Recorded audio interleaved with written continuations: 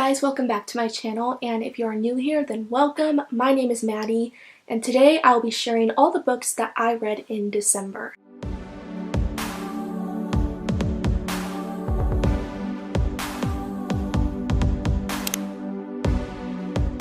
This video is way past due, like a month past due.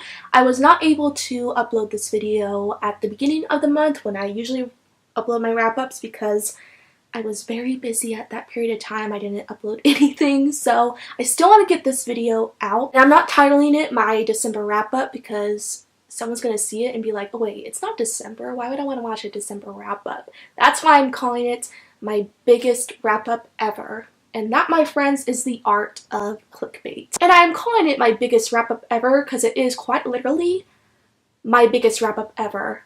I read, wait for it, 32 books in December. How I did that is beyond me. I'm still in shock, and it's been a month. I've never ever read that many books in a month. Ever.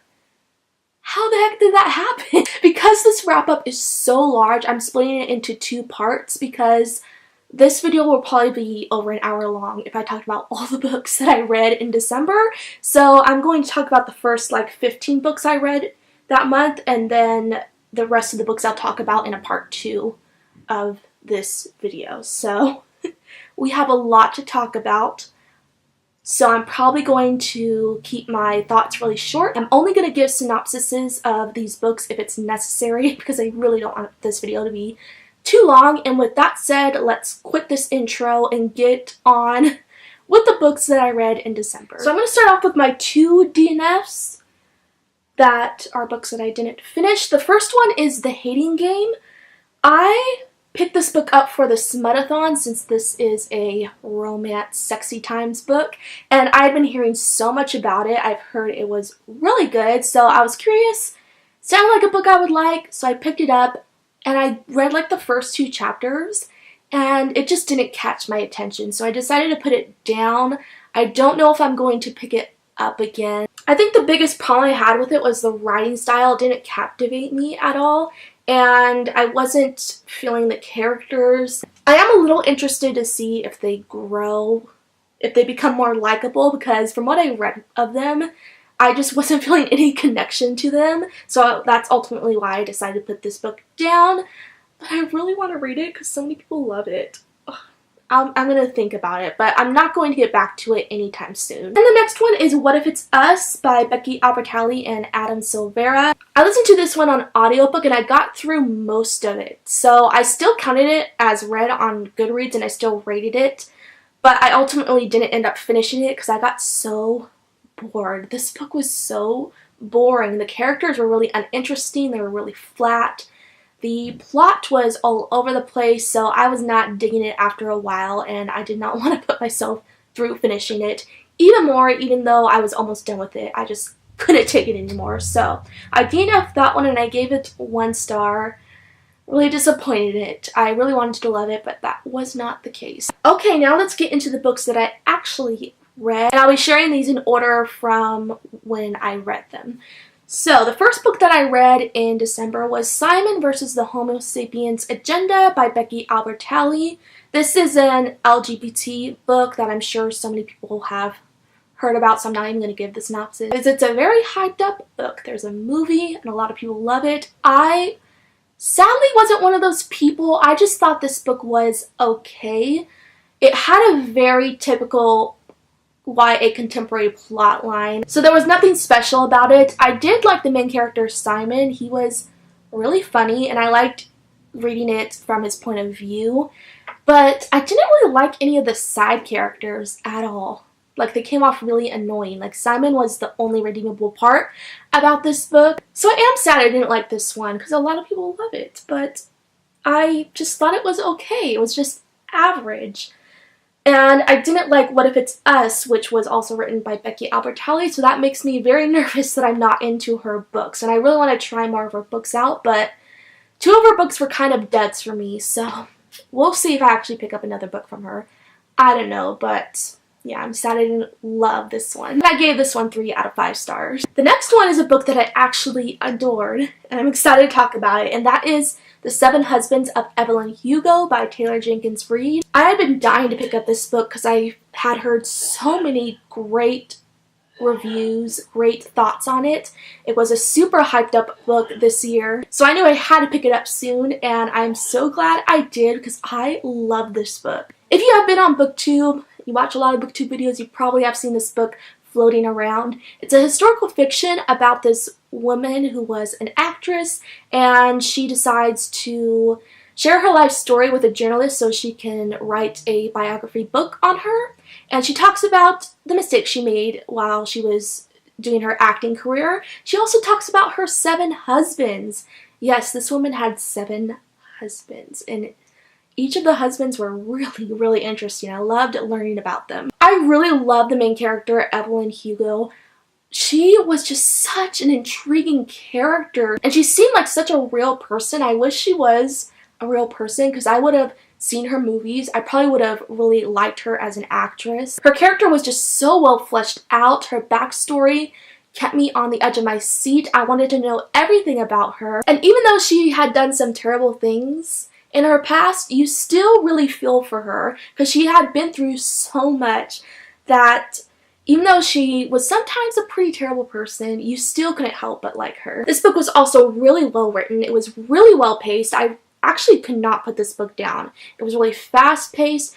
There was not a moment in this book where I was bored. I just adored it. So if you have been interested in this book and you haven't picked it up yet, this is my push to you to pick it up because it was really, really, really good. Loved it so much, and it probably is one of my most favorite books of all time at this point. I would be so happy to read it again. And I gave this one 5 stars. The next one is Oblivion by Jennifer L. Armentrout, and this is the last story in this bind-up, and this one is Opal by the same author and another character's point of view, which is Damon's. I have been working my way through this collection through the past few months, and I finally finished it because this was the last one. As I mentioned, I love the Lux series, and I love Damon so much, so reading from his point of view was always really interesting. His narrative is just hilarious. He's so snarky and so funny and could be so cruel sometimes, but I still love reading from his point of view. And I gave this one 4 stars. It was solid. It was entertaining. The only thing I've mentioned before about reading through Damon's point of view is that his point of view kind of takes the mystery out of the book since he knows everything. When in comparison to reading from the main character from the Lux series point of view, which is Katie, she doesn't know anything, so you're kind of trying to figure things out along with her. But reading from Damon's point of view takes out the mystery, and the mystery is something I love about this series. So that's why I gave it a 4, but I still really enjoyed it. Next one I read is Stalking Jack the Ripper by Carrie Maniscalco. This one was a reread. I decided to reread this one because I have not read the rest of the books in the series, and the last time I read Stalking Jack the Ripper was in 2017, like the beginning of 2017, so I've forgotten a lot about it, so I needed to refresh my memory. And this one is a historical fiction about a girl who is a forensic scientist, and she is trying to solve the case of Jack the Ripper, and this book takes place in the Victorian era in London. It is a great, great book. Love the characters, love the mystery. Even though the mystery was just a tad bit predictable, it was still good, and I like the payoff of it when everything came to a close and we found out who the killer was. And now that I've reread this book, I'm so excited to read the rest of the books in the series. The next one is Hunting Prince Dracula, which is a book that I guess follows Dracula instead of Jack the Ripper, so I'm really, really excited to pick it up and see how it goes. And this one I gave a 4 out of 5 stars just because the mystery was just a little predictable, and it's not the best book ever, but it was highly entertaining, and I would for sure recommend it. Next, I have Losing It by Cora Carmack. This was another one that I picked up for the Smutathon, and I had had this book on my TBR for ages, so I'm glad I finally got to it. This is a new adult romance, and it's about this girl who is in college, and she runs into this guy at a bar, and her goal is to lose her virginity because she's like 22 and she's really ready to lose it. So she meets this guy at a bar and they have a hookup, and then the next day she finds out that he's one of her college professors. So this is kind of a forbidden love story, which I love forbidden romances, so I was really into this one. It was really good. Really sweet romance, really great characters. The plot was a little all over the place at times, and that probably is the worst part about this book. But other than that, it was great overall. Y'all, this is so weird, but my camera just decided to stop working. It just shut off all of a sudden, and everything that I had just said was erased. I'm so pissed off right now. Oh my god. I just talked about 2 or 3 books, and I have to talk about them all over again. Why did my camera do it? I don't know. Okay, let's move on. Do this again. So going back to Losing It, what I wanted to say next is I really liked how this romance kept you on the edge of your seat, because since this is a forbidden romance, these characters are always breaking up and getting back together and breaking up and getting back together, that you started to wonder, like, are they actually going to end up together, because they're in a pretty bad situation because he's her professor, so it's kind of impossible for them to be together. So seeing that play out and being like on the edge of her seat wondering if they were going to be together was super cool. That's why I really like forbidden romances, because you never know what's really going to happen. So I really enjoyed seeing their relationship develop. I'm excited to pick up the rest of the books in this series. I just have to get to the last book in this series, and then there's another novella that I need to read. Really looking forward to those. And along with Losing It, I also read a novella and a short story that's a part of this series. The novella is Keeping Her, and this follows the main characters from the first book, and they take a trip to London to visit the guy's parents, and things go down. His parents aren't really fond of her, so I really like seeing how she got along with his family, because it was pretty rocky. That's another one I gave 4 stars, just like the first book. And then there is a short story called Inking Him, and in this one the guy gets a tattoo. So we get to see him get a tattoo, and we find out that the tattoo has some meaning to their relationship, which was super sweet. Really loved this short story, and I was glad that the author decided to publish it, even though it wasn't published in the traditional way. It was a short story on her blog. I'm still glad she did write it, because I did really enjoy it. So all 3 of these books I gave 4 stars. They were good. Not the best, but good. Really, really enjoyed them. And then I also read the second book in the series, which is Faking It. And in this one, it's about a fake relationship. Obviously, because of the title. In this one, we follow new characters. We follow Cade, who was in the first book, and he was the main character's best friend. And I loved him in the first book, so when I found out he was getting his own book, just all about him, I was so excited. Cade is so incredibly sweet. He was so swoon-worthy, and he just had a really great, bubbly personality that I really enjoyed reading about. In this book, we follow his relationship, or what starts off as a fake relationship, with this girl who is a rock star, and she's super edgy, and she kind of comes off as the bad girl type. So she was super, super interesting, based on the fact that I don't read a lot of books that have bad girls. So I really liked reading about one. And even though she was a bad girl, she had a sweet side to her, which I really loved. These 2 characters had such great chemistry. Obviously, they start off with a fake relationship, but of course, you're going to see them actually start to grow feelings for each other. So seeing their relationship develop was beautiful. Cade was in love with the main character in Losing It, and it was an unrequited love scenario. So the fact that he actually found someone was just super heartwarming, because I wanted him to find someone so bad, and he did, and I'm like so glad he did. This one I gave a 5 star. It was better than the first book for sure. I loved the characters more, loved the relationship and the romance more than I did in Losing It. So hopefully the last book will be just as good. I am really excited to get to it, and I need to get to it soon and see how this series ends. So the next one I picked up was Tempting the Bodyguard by Jennifer L. Armentrout. This is the last book in the Gamble Brothers series. I think this is my favorite book in this series. I really enjoyed it. In this one we follow this woman who needs a bodyguard because she is in danger. So she calls up this guy she knows who is a bodyguard, and they don't really get along really well. They don't hate each other, but they bicker a lot and have a lot of differences.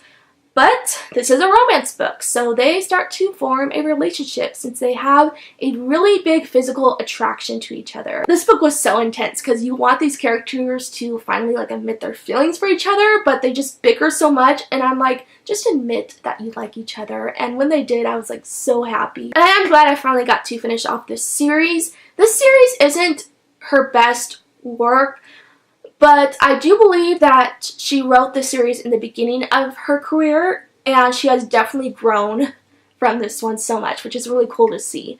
But it was still good. I would still recommend it if you are into new adult romances or adult romances. It was a great series, and especially the last one was my favorite, and I gave it 4 stars. So the last book I have to talk about is a book that I loved so much. Really loved it. I think it's like one of my top 5 romance books at this point. That is Birthday Girl by Penelope Douglas. This one is another forbidden love story, and it's all about this girl named Jordan, and her boyfriend get kicked out or evicted from their apartment, so they need a place to stay, so they end up moving in with her boyfriend's father. But as it turns out, her and her boyfriend's father start to form feelings for each other. So this is a book about a girl who falls in love with her boyfriend's father. If that does not scream taboo, I don't know what will. I was so interested in this book because of the premise. I really have such a huge guilty pleasure for taboo or forbidden love stories. I just love them so much, and I kind of don't even feel bad about it because I love it too much to feel bad about it. Such a guilty pleasure. And so I knew I was going to like this book because of that. And the best part about this romance is it is so slow burn. You're constantly wondering when they're going to get together, so it was really intense. And when they finally admitted their feelings for each other, I was just like so happy. I'm like, finally, we waited this long. So the payoff of it was great. I love seeing these two characters come together. They really had such a beautiful relationship that I was rooting for. I really felt their connection, and they just really worked together. Even though their age difference is huge, she's 19 and he's 38.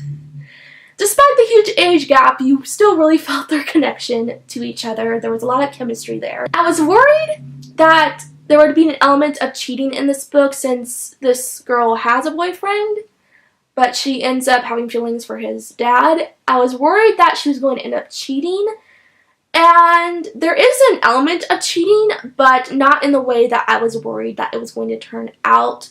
The cheating aspect of this book was recognized as bad, if that makes sense, so it wasn't glorified. So I appreciated that, because there's nothing I hate worse in romance books than cheating. It is just one trope that I absolutely despise. So I was really relieved when this book didn't romanticize cheating at all. Really appreciated that. So this one I gave a 5 out of 5 stars. I loved it so much. I would really recommend to read it. And it has been getting a lot of buzz and hype on BookTube and like Goodreads and all over social media lately, which I'm super happy about that a lot of people have read it because I enjoyed it so much. I would definitely reread it again. So those are all the books that I'm going to talk about for now. That wraps up the part 1 of the super long wrap up. Part 2 will either come out on Tuesday or Wednesday. I'm not quite sure yet. Kind of depends on my schedule. So just be on the lookout for it if you are interested. So thank you guys so much for watching this video. I hope you enjoyed it. If you did, be sure to like, comment, and subscribe down below for more bookish related videos. Also be sure to follow me on Twitter if you want to follow me outside of YouTube. I post every Tuesday, Wednesday, and Saturday, and I'll be back really soon. Bye!